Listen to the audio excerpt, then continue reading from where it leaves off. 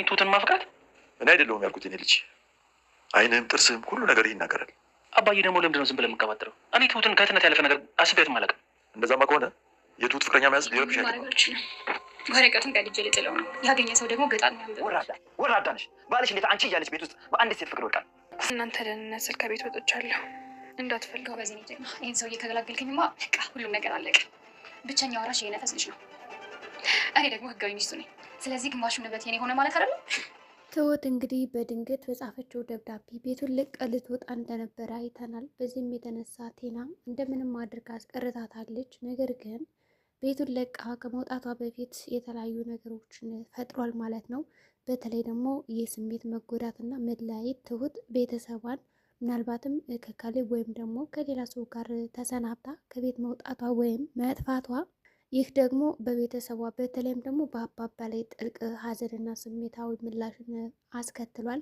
አባባ እንግዲህ በድብቅ ጥላኝ ልትሄድ ነው በማለት የጻፈችውን ደብዳቤ ያነቡት ስለነበረ በእጅግ በጣም አዝነዋል። በዚህም የተነሳ እንግዲህ ቲና ተጠያቂ ትሆናለች። ምክንያቱም ያንን ደብዳቤ እሷ ባትወረውረውና ወደ በረንዳ ባትጥለው ኑሮ አባባ ወዴት የማያገኘውም።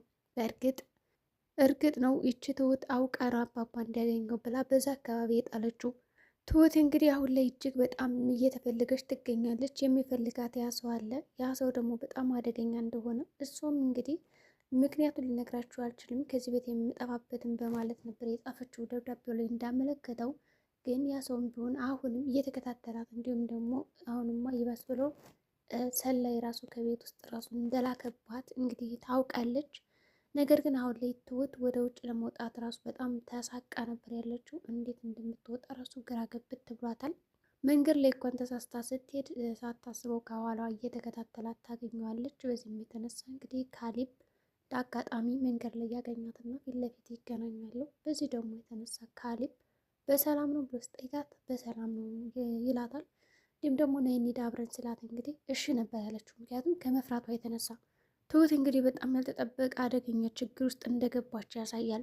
የግፈኛዋ ሚስትና እንግዲህ የሰራተኛዋ ፍጥጫ እንደቀጠለ ነው። እንዲሁም ደግሞ ካሌብ ለአባባ ትሁትና ፍቅሯት እንደሆነ እንዲሁም ደግሞ አባባ ራሱ ይህን ነገር እንደነቃበት ተረድቷል። አባባ እንግዲህ አንተ ልጅ ከትሁት ፍቅር ይዘዋል እንዴ? እኔ ሳይሆን የምናገረው መላ ሰውነትህ፣ አይንህ እንዲሁም ደግሞ ጸባይህ እንዳለ እሷ ከምትፈልገው ሰው ጋር ስትሆን እያተንጫጫ አባት እየተንጨረጨርክባት ስለሆነ አጠቃላይ ሰውነት ይናገራል። ፍቅር ከእሷ እንደያዘ ማለት እንግዲህ ይናግረዋል ማለት ነው አባት ለልጁ። ልጅ ደግሞ ኧረ አባዬ በጭራሽ ማለት ያው ሸምጥጦታል። ነገር ግን አባትም ይህን ነገር ተረድቶ እሺ ደስ እንዳለህ በማለት ነበር የመለሰለት። በአጠቃላይ እንግዲህ የዛሬው ክፍል በጣም ችግር የበዛበት ነበረ። በሌላ በኩል እንግዲህ የቲና አጋች ከዚህ በፊት እንግዲህ አባባን ያገተው ሰው አሁንም ቢሆን ቲናን ስላልተዋት ነገር ግን እንዳጋጣሚ ይሆንና ከዛ ዛሬ ደግሞ ከትሁት አጋች ጋር በመገናኘት ያሯሩጧል ማለት ነው። እንግዲህ ከዚህ በኋላ ያ ብረምጭ እያለ የሚያስቸግራት አይመስለኝም ሰውዬ። ምክንያቱም በቢላዋ ዘለዝለዋለሁ ብሎ እሱ ራሱ ተዘልዝሎ ነበር። ስለዚህ ትሁትን የሚፈልጋት ሰው በአሁኑ በጣም ኃይለኛ ነው። ስለዚህ ያ ሰው ተመልሶ ቲናን ብርም ጠይቃት አይመስልም። እንግዲህ የቲና እቅድና አላማ ዳኒን መጠቀም ነው ማድረግ የፈለገችው። ግን ደግሞ በዚህ ጉዳይ ገንዘብ እንደማትፈልግ አድርጋ ነው የነገረችው። ከዚህ በኋላ ተፋትቼ ራሱ ከአንተ ጋር ነው መኖር የምጀምረው፣ ምንም አይነት ገንዘብ አልፈልግም ብለዋለች። ምክንያቱም አሁን ላይ ሀሳቧ እንዲሁም ደግሞ ምኞቷን የሚያሳካላት ሌላ ሰው ስላገኘች ዳኒን በጭራሽ ልታምነው አልፈለገችው። መጠቀሚያ ነው ማድረግ የፈለገችው። ዳኒ አሁንም እየጠረጠራት ነው። የእሷ ሁኔታ ምንም ሊያዝለት ስላልቻለ ቲናም እርግጠኛ ነሽ ግን ገንዘብ አልፈልግም ብሎ ደጋግሞ ይጠይቃታል። እሷ እንግዲህ ልክ እንደሱ አልፈልግም በማለት ነው የመለሰችለት። ይህ ነገር እንግዲህ ተስተውሏል፣ ያወዛግባልም።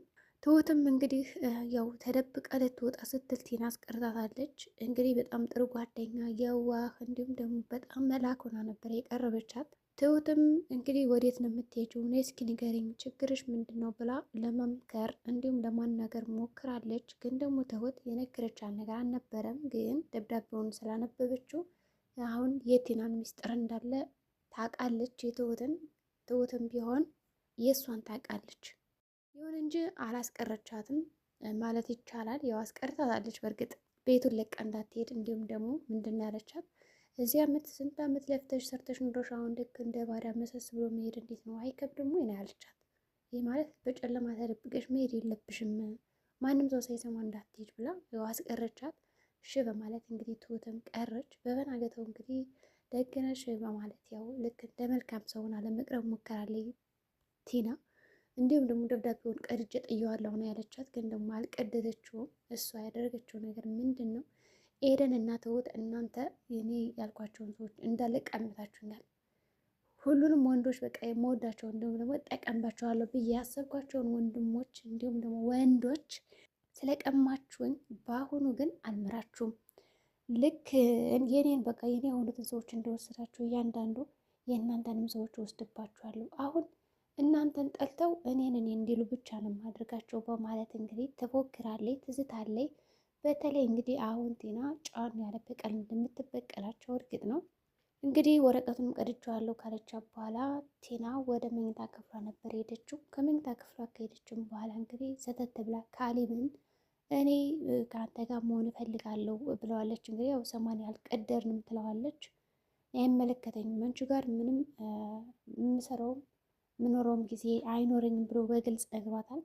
እንዲሁም ደግሞ ቲና ሁሌ ካሌብ በጣም እንደሚወዳት ትሁትና እንዳፈቀራት ተረድታለች።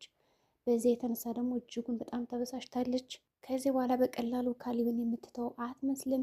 ሀብቱንም ሆነ እሱንም ትፈልገዋለች። ግን ደግሞ በቅድሚያ ሀብትን የምታስቀድመው። እንግዲህ ካሌብ እሺ ፍቺኝ እንፋታ ሲላት እፈታለሁ፣ ግን ደግሞ ገንዘብ ስጠኝ ነው የምትለው። እንግዲህ እሱም ያው ያለምንም ጥቅም እኮ ሻት ይላታል። እንግዲህ ቲና በካሌብ ስም ምንም አይነት ገንዘብ እንደሌለ ስለተረዳች የምታደርገው ሀሳብ ምንድን ነው? በመጀመሪያ ደረጃ አባቱን ተመልሳ ማሳገት ነው ያሰበችው። አባባም እንግዲህ የትሁትን ደብዳቤ ከነበበ በኋላ ተረብሾ ስለነበረ ወጣ ብሎ ብቻውን እየተንቀሳቀሰ እያለ ድንገት ከኋላ ይመጣና እንግዲህ አጅሬ ያግተዋል። ትሁትን የሚፈልጋት ሰው እያው አግቶታል። የቲና ሀሳብ ገንዘብ ስለሆነ እሱን ለማሳካት ነው መጀመሪያ የሄደው።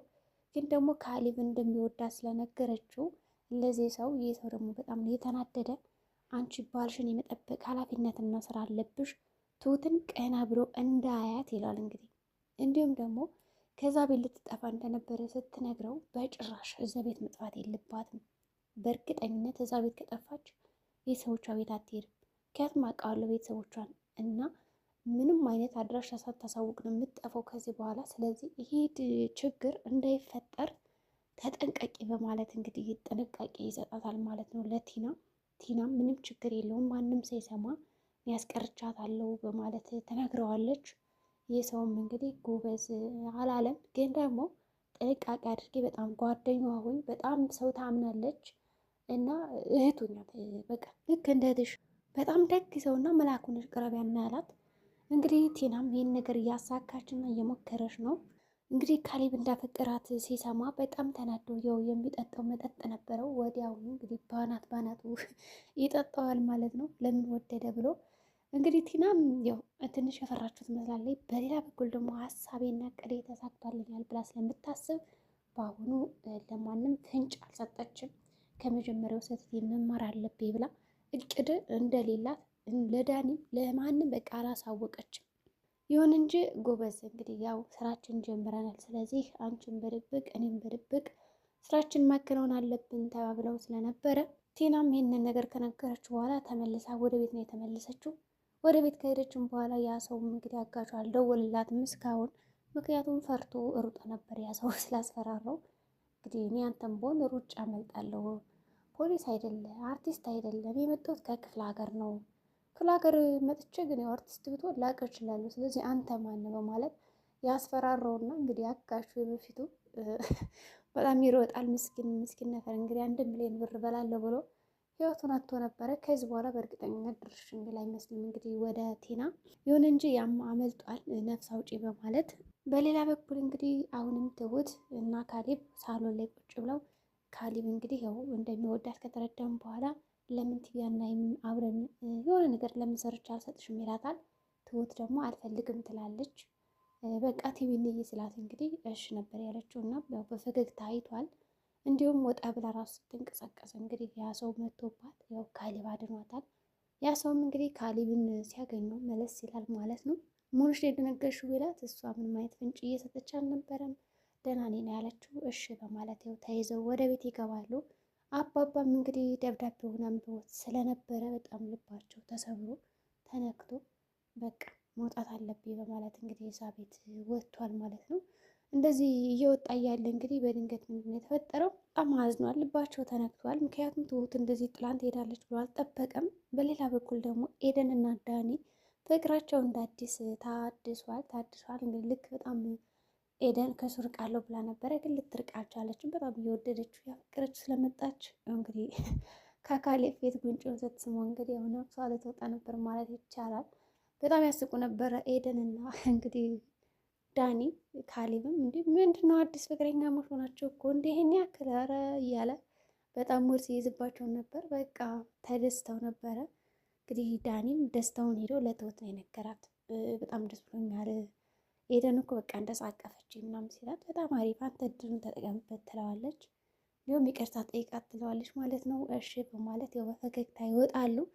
ግን አሁንም ቴና ጋር ነው ያለው። ቴና እንግዲህ ሀሳቧን ለማወቅ እየቀረባት ነው፣ ግን ምንም የነገረችው ነገር አልነበረም። ይሁን እንጂ አባባም እንግዲህ በድንገት ታግቷል። ተመልሳ አሳገተችው አጅሪት። እንግዲህ የዛሬው ቪዲዮአችን ይህን ይመስል ነበር። በቀጣይ ቪዲዮ እስከምንገናኝ መልካም ጊዜ ይሆንላችሁ።